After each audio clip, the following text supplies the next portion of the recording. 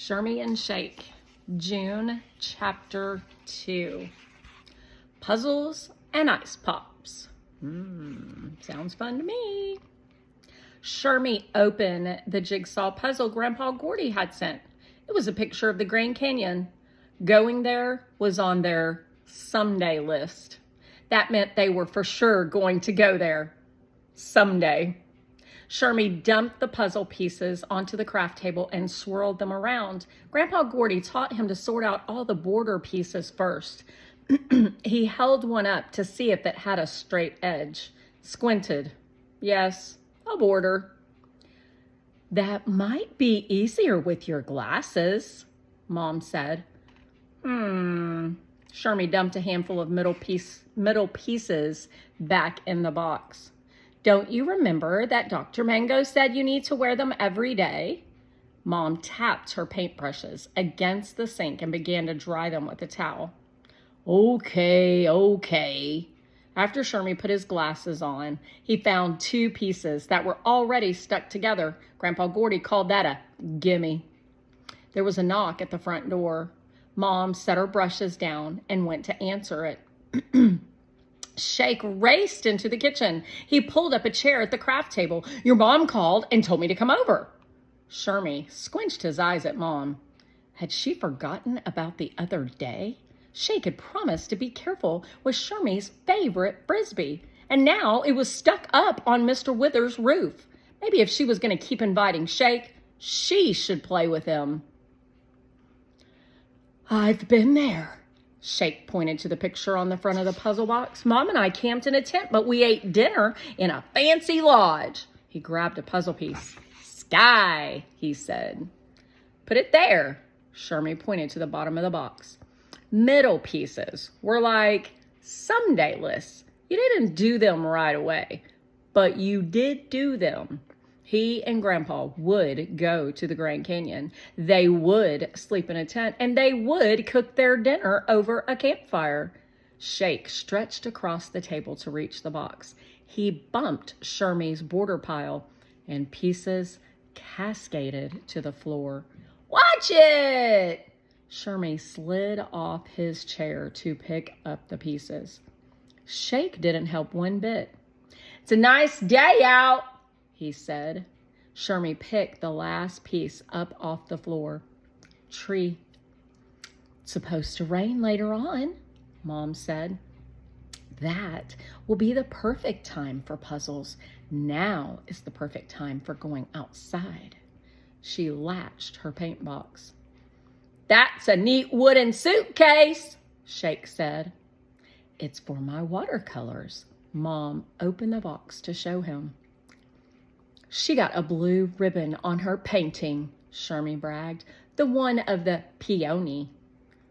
What's a peony? Shake asked. A big red flower that smells good, Shermy said. They probably don't have them in Walla Walla.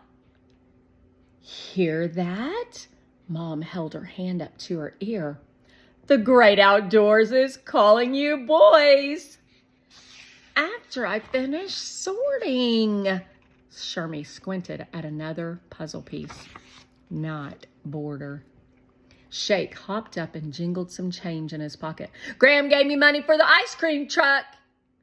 I didn't hear the music, but Shermy stopped sorting.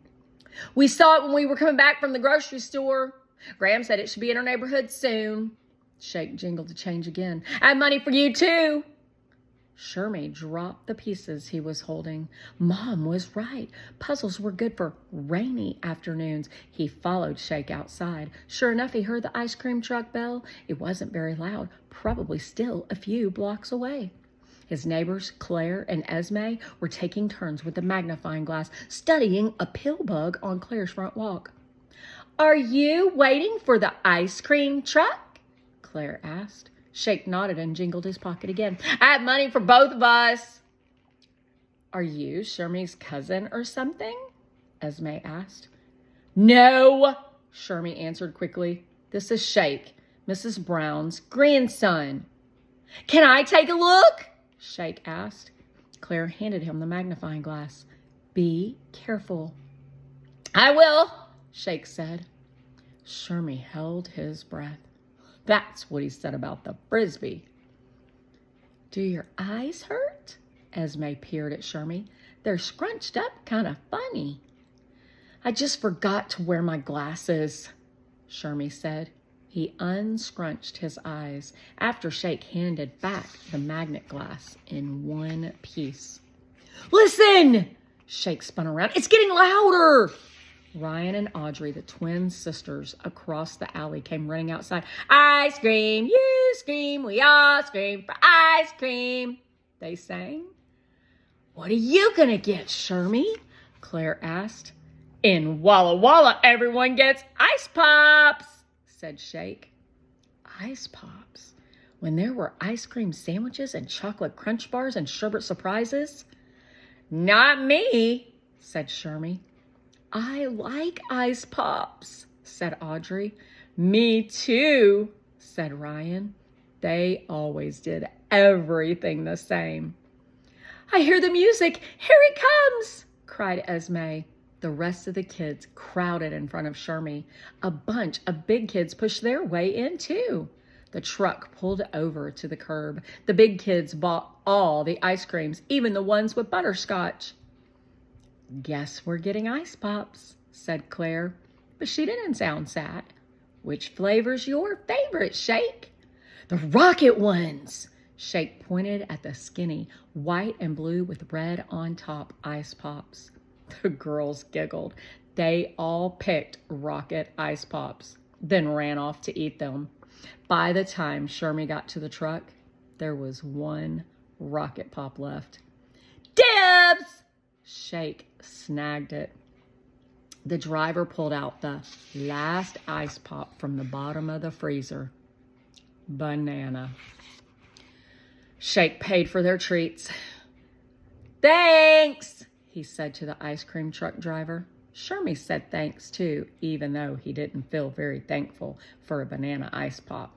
He walked back to his front porch. Shake followed him. They ate their treats. Shake licked the wooden stick clean. This is the best part. He stuck his tongue out. Cool, huh? Right down the middle of his tongue was a cherry red stripe, like the kind on fancy race cars. Mrs. Brown called Shake's name. I better go. He jumped off the porch in one big leap and ran next door. Shermy went inside to the bathroom and closed the door. He stood in front of the mirror and stuck out his tongue.